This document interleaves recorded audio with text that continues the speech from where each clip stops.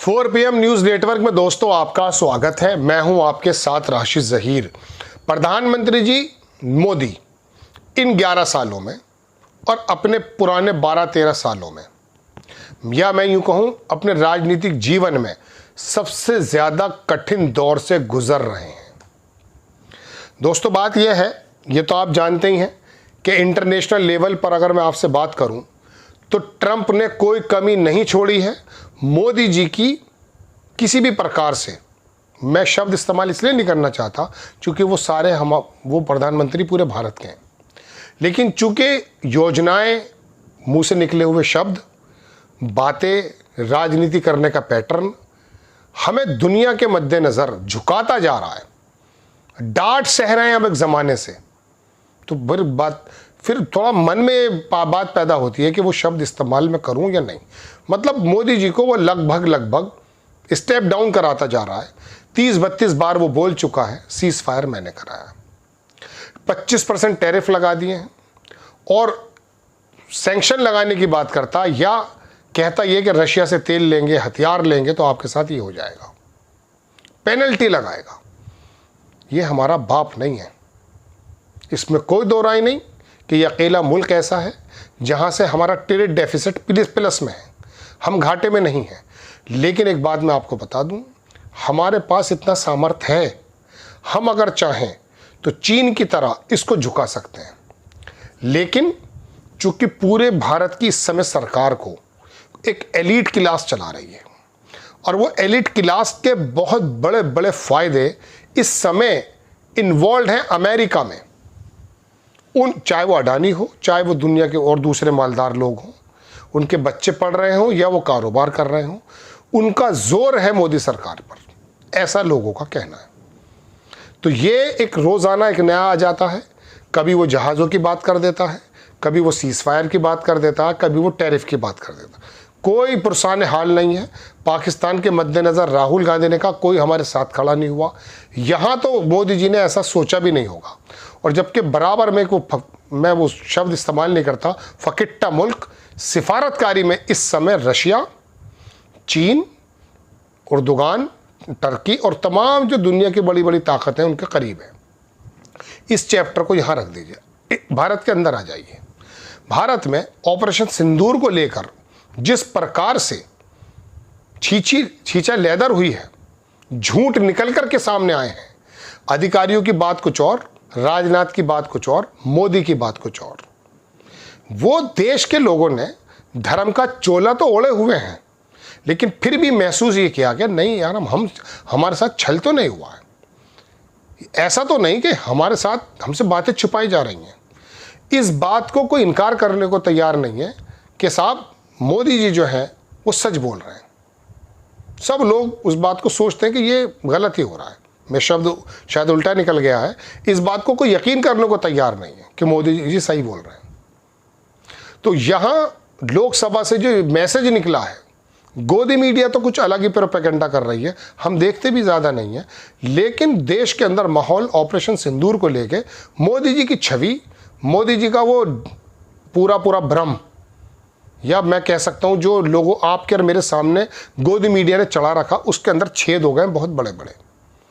अंदर और थोड़ा और आई है इंटरनल।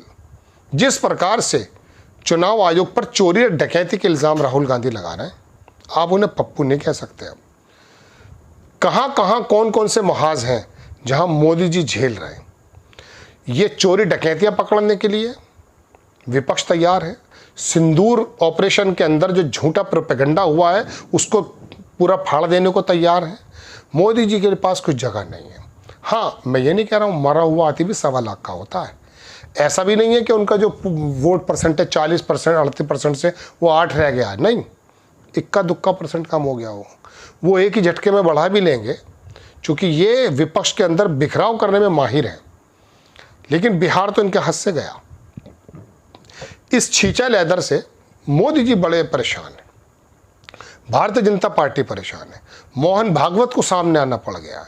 विपक्ष जिस प्रकार से बुनियादी मुद्दों को लेकर, आपके और मेरे मुद्दों को लेकर उतरा हुआ है, उससे बीजेपी की समझ में नहीं आ रहा कि आखिर करें तो क्या करें। मैं खास वीडियो आपके सामने बनाना चाहता था कि मोदी जी ने जो स्पीच दी है उसके बारे में कोई अंग्रेजी बड़े अखबारों ने एडिटोरियल नहीं लिखा है, कुछ था ही नहीं उसके अंदर। राहुल गांधी पे पूरी दुनिया के अखबारों ने लिखा है। तो दोस्तों ये बड़ा कठिन दौर चल रहा है, और मैं आपको ये भी बता देता हूँ कि अगर विपक्ष बिखरा नहीं, विपक्ष मजबूत रहा, कांग्रेस ने अगुवाई सही की जैसा कि कर रहे हैं राहुल गांधी, तो मैं आपको बता देता हूँ कि ये पॉलिटिकल चेंज हो जाएगा। क्योंकि ये कांवड़ के रास्ते से, कांवड़ियों पर फूल डाल करके, देश के अंदर एक अजीबोगरीब धर्म का अफीम चटा करके ये सत्ता में जो आए हैं, कहीं कहीं गुजरात का मॉडल भी इन्होंने सामने रखा है।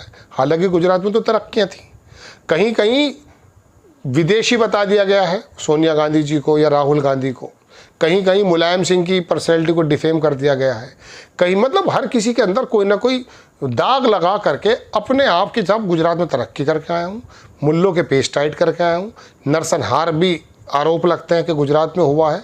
और देखिए मैं सिर्फ बचा सकता हूँ, वरना आप घर में सेट मतलब हिफाजत से नहीं है। ISIS जो चल रही है दुनिया में, ये इसी के लोग हैं।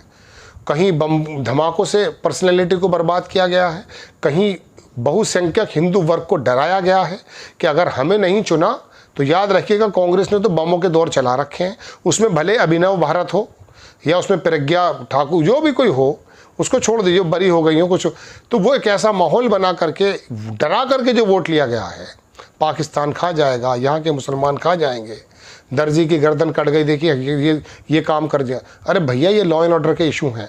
एक नफरतों का माहौल पैदा करके जो बनाया गया था ना वो पूरा, अब ऑपरेशन सिंदूर को लेके, इंटरनेशनल फजीहत को लेकर के, चुनाव आयोग की चोरी डकैती को लेकर के जैसे आरोप लगते हैं, मैं नहीं कह रहा हूँ, और बाकी जो आम लोगों के कारोबार के हालात हैं उनको लेकर के, अब याद रखिए अब वो ढोल फट चुका है किसी हद तक, बहुत ज़्यादा तो नहीं, सी भी लेंगे ये बना भी लेंगे, क्योंकि एक ही घटना जो है वो चुनाव का रुख बदल देती है।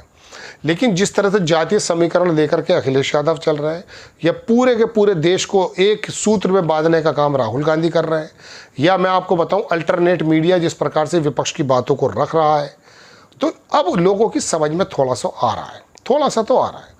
ये बात अलग है कि धर्म का कोई ऐसा धूनी मार दें, उसके बाद फिर दोबारा से सब लोग धार्मिक पशु बन जाएं और वो एक बहुत बड़ा वोट दे दें, तो वो बात अलग है। या चुनाव आयोग पर जिस प्रकार से मैं समझता हूं कि अगर नहीं लगाई गई लगामें तो फिर तो कुछ नहीं बनता है, क्योंकि अब तो ये निकल करके भी आ रही हैं सब। ये पूरा मैं आपके सामने खाका खींचने की कोशिश कर रहा हूँ कि 2014 में और उससे पहले जो कोशिशें की गई थी RSS और BJP से जुड़े हुए तमाम लोगों के मद्देनज़र कि साहब देखिए दुनिया का माहौल ऐसा है, इस समय हिंदुओं की हिफाजत सर्वोपरि है।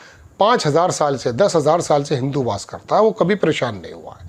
650 साल मुगल भी हुकूमत करके गए, मुसलमान पर हिंदू परेशान नहीं हुआ है। एक दो शासक आए बाहर गए, उनको जवाब दे दिया गया, वो तो सभी तरह के लोग होते हैं, उसमें कोई नया मसला थोड़ी है। वो तो बिहार के अंदर भी सेनाएं बनी हुई थी, माओवादी भी हैं। अब ये अमित शाह ने कहा हिंदू आतंकवादी नहीं होता, बिल्कुल नहीं होता। मैंने डिबेट में कहा जो धर्म को मानता किसी भी वो आतंकवादी नहीं होता। हिंदुत्व को मानने वाला, धर्म के अंदर भीषणता लाने वाला, ISIS का हो या हिंदुत्व का हो, ये लोग आतंकवादी होते हैं। आपको खबर कैसी लगी अपनी राय कमेंट्स बॉक्स में ज़रूर दीजिएगा। चैनल को सब्सक्राइब कीजिएगा, शेयर कीजिएगा। नेक्स्ट टाइम मैं किसी खबर के साथ हाजिर होता हूँ। जय हिंद।